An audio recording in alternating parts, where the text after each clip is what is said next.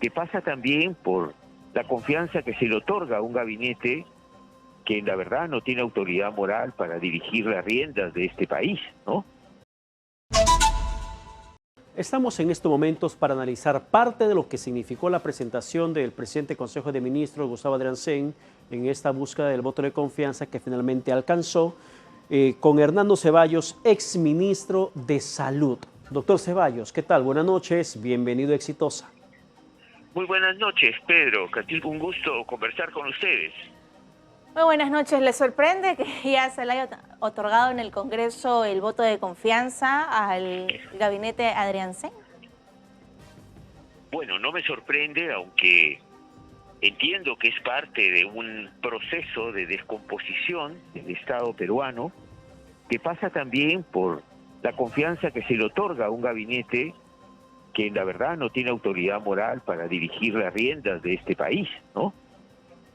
Veía el rostro de muchos ministros y me preguntaba qué pensaban de ir a pedir la confianza en un país donde tenemos un gobierno que ha asesinado a más de 50 personas, con las cifras pavorosas que tenemos en salud, de dengue, lo que ha pasado con los medicamentos genéricos y la falta de una verdadera reforma en el sector salud, pero que sin embargo va al Congreso, un Congreso también lamentablemente muy descalificado, y no sorprende que le hayan dado la confianza, ¿no? Creo que el objetivo de los congresistas también es quedarse todo el tiempo que sea posible, ¿no?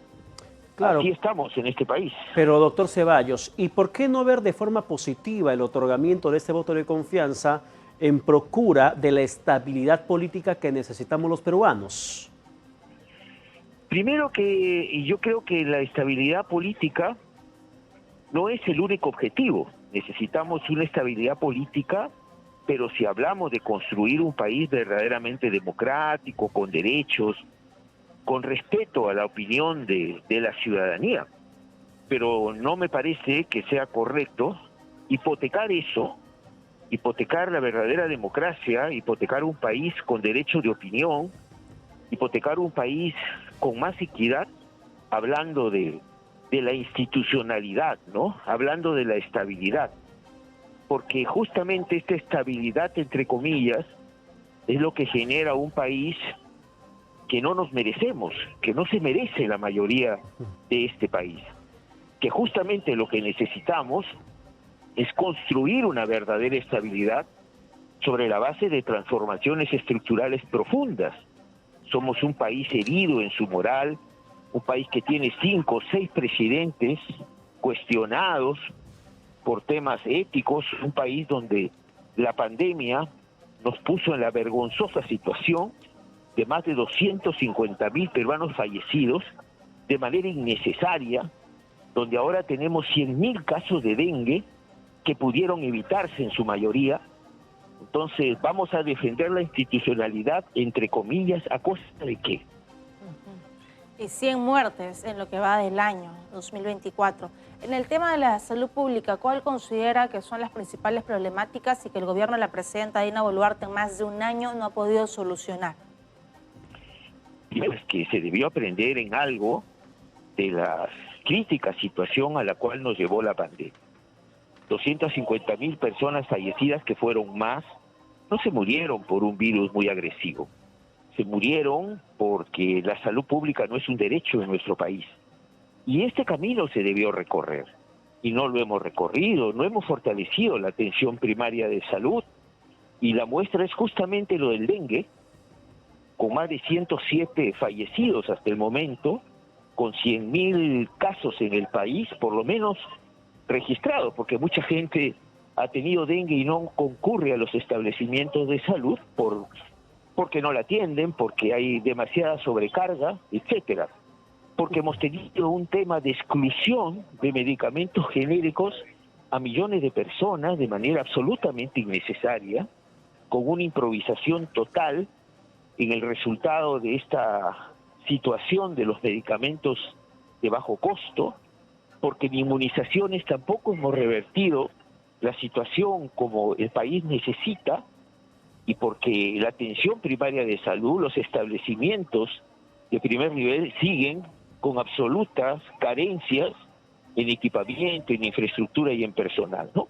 Creo que hay suficiente cantidad de razones para haber iniciado ya una profunda reforma del sector salud, fortalecer un sistema único de salud, una relación con las regiones diferente, el rol rector del Ministerio de Salud que sea eficiente, pero francamente no se ha avanzado prácticamente nada en este sentido y no ha habido una sola línea de autocrítica en el discurso del señor Adriancén, una sola línea de cómo vamos a salir, solo una lluvia populista de promesas que yo creo que nadie en el país cree, ¿no? Sin embargo, cuando hablamos de la salud pública, doctor Ceballos, el presidente del Consejo de Ministros destacó esta norma, ese decreto, donde se amplía por 4 meses más la lista de medicamentos genéricos, pero pasando de 40 a, entiendo, 434 medicamentos de venta obligatoria en las farmacias. Esta, sin embargo, se podría considerar sí como un éxito, un logro en el marco de la salud pública de este gobierno. Definitivamente es una tomadura de pelo, es ¿Por una qué? medida populista. Primero, porque se trataba en esta etapa de establecer un listado de productos genéricos que sean factibles para las 13.000 farmacias y boticas del país, ponerlos en el stock de cada una de ellas. 424, digamos, productos genéricos que no son de primer orden, no tiene ningún sentido. Primero, porque no lo van a hacer las farmacias y boticas.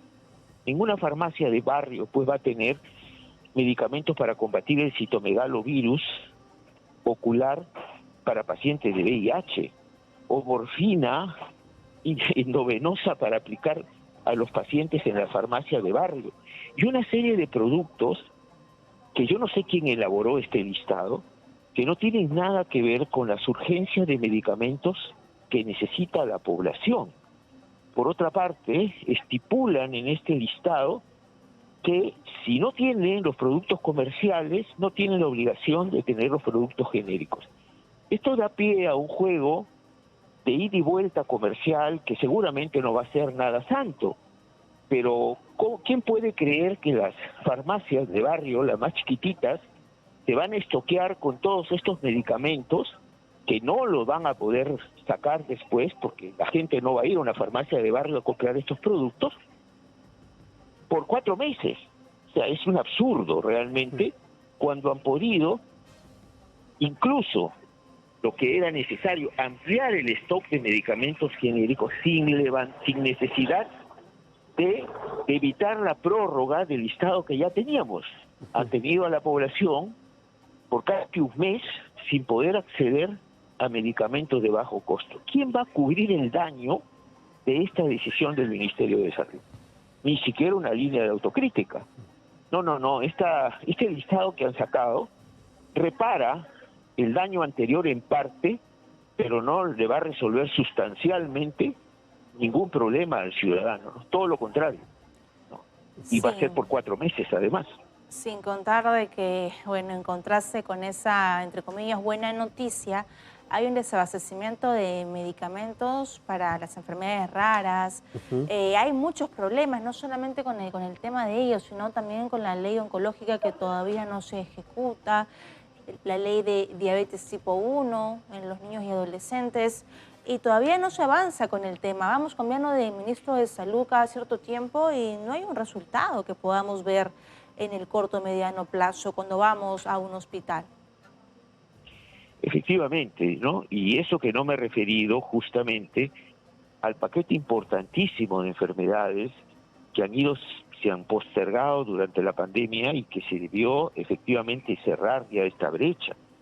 Y esto no solo depende de presupuesto, depende de un análisis y participación de entes especializados y además de una estrategia para que técnicamente podamos empezar a cerrar una serie de brechas que tenemos en nuestro país. El tema del cáncer, por ejemplo, es un tema muy importante, no solamente en la dotación de medicamentos, sino también en el diagnóstico. Tenemos un retraso alarmante en el diagnóstico de enfermedades que podrían curarse por la falta de establecimientos donde podamos hacer diagnósticos rápidos de profesionales que puedan actuar en esta área, no solo en Lima, en los lugares más alejados. Esto significa implementar políticas con decisiones claras para ir cubriendo esta deficiencia que se agravó sustancialmente durante la pandemia, pero ya han pasado más de 2 años de la pandemia y la verdad, no hay avances sustantivos. Y en lo que ha dicho el ministro, lo que ha dicho es una serie de promesas absolutamente desarticuladas que no nos alientan a pensar que se está avanzando en una real transformación del sector salud luego de las experiencias que hemos tenido, ¿no? Pero bueno, así parece que ve la salud el señor Adrián Sengui, el actual ministro de Salud, ¿no? Dice Claro. una cosa un día y dice otra al día siguiente, lo cual desconcierta a la población y debilita el liderazgo del Ministerio de Salud. Claro, sin embargo, doctor Ceballos, cuando hablamos de la salud pública del país, yo recuerdo claramente que la presidenta Boluarte, en su mensaje del 28 de julio de 2023, había anunciado un plan bastante agresivo respecto a la salud, en la que se mencionó la construcción de hasta 7 hospitales en cuanto a la infraestructura, y se hablaba un monto incluso por encima de los 700 millones de soles, pero que lamentablemente no tenemos mayor información. ¿Sabe usted como exministro cómo vamos con ello? Con el tema de la infraestructura hospitalaria o al menos de la infraestructura en el primer nivel de atención. Mire, está clarísimo que la deficiencia en la infraestructura es sumamente grande. Tenemos cerca del 90% de los establecimientos de salud con problemas serios de infraestructura y de equipamiento. Pero además no hemos producido la transformación organizativa del Ministerio de Salud. De los más de 25.000 establecimientos que tiene el sector salud a nivel nacional, alrededor de 5.000, que son las postas que están en los lugares más alejados y más pobres, no tenemos profesionales, solo tenemos técnicos. Y eso se ha dado en una visión excluyente del derecho a la salud. Deberíamos reconvertir estas postas en establecimientos con profesionales, también en los lugares más alejados. Ya, doctor porque además Ceballos. esto permitiría Ceballos, que las postas tengan equipamiento. Sí. claro, permítame precisarle mucho más el interrogante anterior, porque estoy acá un poco haciendo recordar es con el mensaje a la nación de la presidenta. Ella dijo ante el país el 28 de julio de 2023, en el marco de la salud de la política de destrave, en el presente año 2023, el Ministerio de Salud transferirá 3.500 millones de soles en 57 proyectos de hospitales paralizados a nivel nacional. Punto y seguido, la presidenta dijo, es una muestra de que cuando existe compromiso, voluntad y decisión política, podemos convertir los anhelos en obras concretas para el pueblo. ¿Cuánto de este párrafo es real al día de hoy? Bueno, hubiera sido bueno que el ministro Adrián Sengui nos diga si estos hospitales fantasmas están en algún lugar que no conocemos. Mire, yo, por ejemplo, en el caso concreto de la región Piura, cuando justamente yo dejo el Ministerio de Salud, la comisión encargada para el hospital, para concretar el proyecto gobierno a gobierno, en el caso de la región Piura, que no tiene ni siquiera un hospital de tercer nivel, había concluido y se había ya designado a Francia como el país elegido para ejecutar el proyecto. Solamente quedaba la firma y poner un monto inicial de 36 millones para iniciar la ejecución de este proyecto. Este proyecto contaba con el visto bueno, y está la documentación aquí, de la propia Contraloría, que recomendaba, luego de este proceso, la ejecución del proyecto de construcción de un hospital para la región Piura. Bueno, han pasado 2 años, está más de 1 año la señora Boluarte, y recién se va a instalar la comisión para estudiar un país que puede ejecutar este proyecto bajo la modalidad gobierno a gobierno, porque por supuesto el país que se eligió fue dejado de lado.